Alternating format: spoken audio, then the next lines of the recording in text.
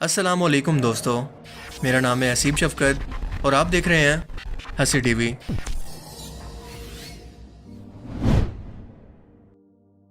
दुनिया में इस वक्त सबसे ज़्यादा डिस्कस होने वाली खबर है तुर्किया को लेकर, जहां पर एक के बाद एक शदीद किस्म के ज़ल्ज़ले ने इसके दरो दीवार को हिला कर रख दिया है। पहले ज़ल्ज़ले की शिद्दत रेक्टर स्केल पर 7.5 थी। इसके कुछ ही टाइम के बाद दूसरा ज़ल्ज़ला आया जिसका मैग्नीट्यूड इससे भी ज़्यादा था, यानी 7.8, और तीसरा इसके कुछ ही टाइम के बाद आया जिसका मैग्नीट्यूड 6 के करीब था। हज़ारों बड़ी बड़ी इमारतें एक लम्हे के अंदर ही ज़मीन पर गिर चुकी हैं। तुर्किश मीडिया के मुताबिक तकरीबन 2000 से लेकर 2200 लोग इस अलमनाक हादसे के अंदर अपनी जान खो बैठे हैं, कई शदीद जख्मी हैं और कई लापता हैं। बच्चों, बूढ़ों और जवानों की जो कि अपने घर बाहर से महरूम होकर खुले आसमान के नीचे मौजूद हैं, या बच्चों के मलबे के नीचे फंसे होने की दिलखराश वीडियोस आप लगातार सोशल मीडिया पर तो देख ही रहे होंगे कि 7 मैग्नीट्यूड से ज़्यादा शिद्दत का ज़ल्ज़ला जहाँ पर भी आता है वहाँ पर सिर्फ और सिर्फ तबाही होती है, क्योंकि कोई बिल्डिंग या इंफ्रास्ट्रक्चर इसे बहुत ही मुश्किल से सस्टेन कर पाता है। इसके अलावा जब ये बिल्डिंग्स नेचुरल रिसोर्सेज यानी गैस पाइपलाइंस वगैरह पर गिरी तो ऐसा लगा कि जैसे कोई न्यूक्लियर बम गिर गया हो, और इस हादसे के अंदर कई लोग मारे गए जिनका कोई हिसाब किताब मौजूद नहीं है। यानी कुल मिलाकर करोड़ों लोग इनसे मुतासिर हो चुके हैं और तुर्की के अंदर लेवल 4 का अलार्म जारी कर दिया गया है। और ये अलार्म इस वक्त जारी होता है जब कोई मुल्क इंतहाई मुश्किल के अंदर और परेशानी के अंदर अपने हालात को ना संभाल पाए और इसे बाहर की दुनिया से मदद की ज़रूरत हो। इसलिए दुनिया भर के मुस्लिम और गैर मुस्लिम ममालिक किसी न किसी तरह से तुर्की की इस मुश्किल घड़ी के अंदर मदद तो कर रहे हैं। इवन के इंडिया भी, जो कश्मीर के इशू को दुनिया के सामने हाईलाइट करने पर तुर्की से सख्त नाराज था। इसके साथ साथ इस ज़ल्ज़ले का असर मुल्क के शाम तक भी था, जिसकी सरहदें साउथ तुर्की से मिलती हैं। यानी साउथ तुर्की इस अर्थक्वेक का मरकज़ था जिसका 90% डैमेज या इम्पैक्ट इसी जगह पर हुआ।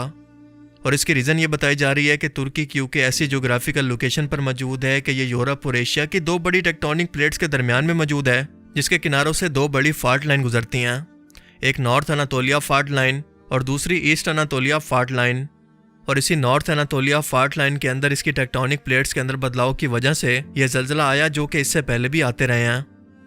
आखिरी बार इसी फाल्ट लाइन के अंदर 7.8 मैग्नीट्यूड का ज़ल्ज़ला 1939 के अंदर आया था, जिसके अंदर 32,000 से ज़्यादा लोग मारे गए और 1 लाख जख्मी हुए थे। जिसके बाद आप ये चार्ट देख सकते हैं कि 7 मैग्नीट्यूड एवरेज का ज़ल्ज़ला इस फाल्ट लाइन को हिट करता रहता है, जिसके लिए मुस्तकबिल में तुर्की को सोचना होगा।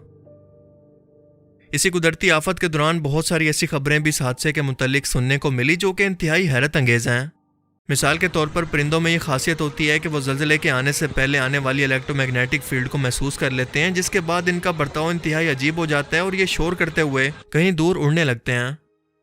जबकि जो परिंदे या जानवर ज़मीन के ज़्यादा करीब होते हैं, मसलन किसी दरख्त के घोंसले पर मौजूद कोई परिंदा या जानवरों में कुत्ते और रेंगने वाले जानवरों में सांप वगैरह, ये ज़मीन से निकलने वाली लो फ्रिक्वेंसी वाइब्रेशन को इंसानों से पहले महसूस कर लेते हैं। और बिल्कुल इसी तरह का स्ट्रेंज बर्ताव तुर्किया के अंदर भी परिंदों का इस आफत से पहले अजीबोगरीब बर्ताव देखा गया, जो कि अचानक से आसमान के अंदर शोर करते हुए झुंड में कहीं पर भाग रहे थे। इस फिनोमिना को साइंटिफिक रिसर्च भी सपोर्ट करती है। Max Planck institute of animal behaviour के मार्टिन विकेल्स्की ने 6 गायें, 5 भेड़ों और 2 कुत्तों पर सेंसर लगाकर इन्हें इटली के अंदर एक ऐसी जगह पर रखा जहां पर हर कुछ महीनों के बाद अर्थक्वेक्स आते रहते हैं। कुछ ही महीने के बाद डाटा से ये पता चला कि ये जानवर 24 घंटे पहले, यानी पूरा एक दिन पहले, अर्थक्वेक से पहले अजीबोगरीब किस्म का बर्ताव करना शुरू कर देते हैं। और दूसरी अजीब तरीन खबर है एक रिसर्चर के मुतालिक जिसका नाम है फ्रैंक हुगर बीट्स, जो सोलर सिस्टम के प्लैनेट्स की ज्योमेट्री का असर ज़मीन पर कैसे होता है इसके मुतालिक रिसर्च करते हैं। और इसकी हाल ही के अंदर की गई एक ट्वीट जो इसने तुर्किया के अंदर होने वाले अर्थक्वेक से सिर्फ 2 दिन पहले की, और इसके अंदर पिन पॉइंट लोकेशन के अंदर यह बताया कि इसका असर किस किस जगह पर और कितनी शिद्दत के साथ होगा, और ये बिल्कुल सच साबित हुई। इसने अपने यूट्यूब चैनल की एक वीडियो और ट्वीट के अंदर यह लिखा कि south central Turkey, Jordan, Syria और लेबनान में आज नहीं तो कल एक 7.5 मैग्नीट्यूड का ज़ल्ज़ला आने वाला है। और बिल्कुल ऐसा ही हुआ। सबसे ज़्यादा नुकसान तुर्किया के अंदर हुआ, जबकि इसके अलावा बयान किए गए हर एक मुल्क के अंदर इसके झटके महसूस किए गए। इसके पास मौजूद तमाम इस्लामी ममालिक मुतासिर हुए, लेकिन यह इसराइल तक नहीं पहुंच सका, जिसे लेकर लोगों ने कई तरह के सवाल उठाए कि साइंस के मुताबिक तो हम अब तक कुदरती आफात, खास तौर पर ज़ल्ज़लों की सिर्फ 30 सेकंड पहले भी जदीद इंस्ट्रूमेंट के होते हुए भी प्रेडिक्शन नहीं कर सकते, तो क्या ऐसा मुमकिन है कि 2 से 3 दिन पहले इतने बड़े हादसे की प्रेडिक्शन बिल्कुल एक्यूरेट तरीके से की जा सके?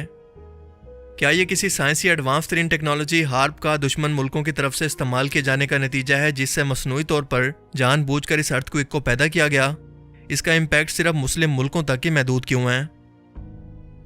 फ्रैंक होगर बीट्स का अपनी यूट्यूब वीडियो के अंदर कहना था कि अगर हम सोलर सिस्टम की ज्योमेट्री यानी प्लैनेट्स और सूरज की तरतीब को देखें तो बिल्कुल इसी तरह की ज्योमेट्री साल 115 और 526 के अंदर भी दुनिया भर के अंदर देखी गई थी। और इसी बुनियाद पर मैं ये कह सकता हूँ कि सेंट्रल एशिया के रीजन के अंदर 2 तरह के अर्थक्वेक्स एक लाइन के अंदर पूरी पट्टी को हिट करेंगे जैसे आज से पहले करते रहे, क्योंकि सोलर सिस्टम की ज्योमेट्री बिल्कुल वही पैटर्न बना रही है जो कि साल 115 और साल 526 के अंदर देखी गई। और अब 4 से 5 फरवरी 2023 को सोलर सिस्टम की ये खास पोजीशन जमीन पर समंदरी लहरों और बड़े बड़े जल्जलों की वजह बनती है। लिहाजा इन जल्जलों की शिद्दत समंदर से होते हुए साउथ टर्की और इसके साथ जुड़े मुल्कों पर असरअंदाज होंगी, जो कि हमने देखा कि बिल्कुल ऐसे ही हुआ। जबकि दूसरी तरफ इसकी शुरुआत इंडियन ओशन से होते होते इंडिया, पाकिस्तान, अफगानिस्तान और चाइना तक इसका असर हमें कुछ ही दिन के अंदर देखने को मिलेगा। और ये प्रेडिक्शन अगले कुछ दिनों के अंदर देखना बाकी है कि किस हद तक पूरी होती है।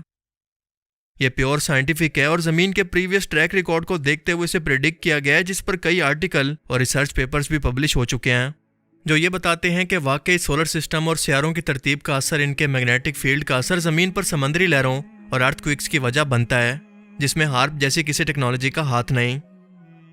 जिसका सबूत है सिर्फ एक दिन पहले अमेरिका के अंदर आने वाला 3.8 शिद्दत का जल्जला और इसराइल में सिर्फ 13 घंटे पहले आने वाला 4.1, इससे सिर्फ एक हफ्ता पहले 3.1 या 4.3 मैग्नीट्यूड का अर्थक्वेक।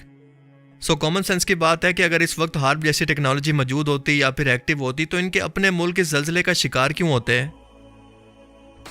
अर्थक्वेक्स और तूफान जैसी कुदरती आफत किसी इंसान के कंट्रोल में नहीं है, मगर तहकीक और रिसर्च के बलबूते पर अल्लाह ने इस कायनात को भी इंसानों के लिए सर करने के लिए मुमकिन बना दिया और इसी जोर के बलबूते पर हम एक रोज इस कायनात से बाहर भी निकल पाएंगे।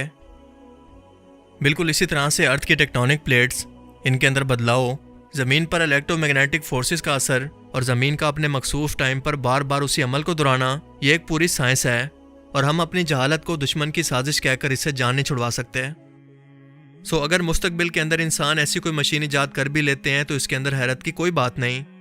इनफैक्ट निकोला टेस्ला, जो कि 20वीं सदी के ज़हीन तरीन साइंसी दिमागों में से एक थे, इनके लीक हुए रिसर्च पेपर्स के मुताबिक उन्होंने अपनी खुद की एक ऐसी डिवाइस तैयार भी कर ली थी जो कि कहीं भी किसी भी टाइम हर वक्त ज़मीन से निकलने वाली खास किस्म की फ्रिक्वेंसी से मैच होकर किसी भी जगह पर अर्थक्वेक ला सकती थी।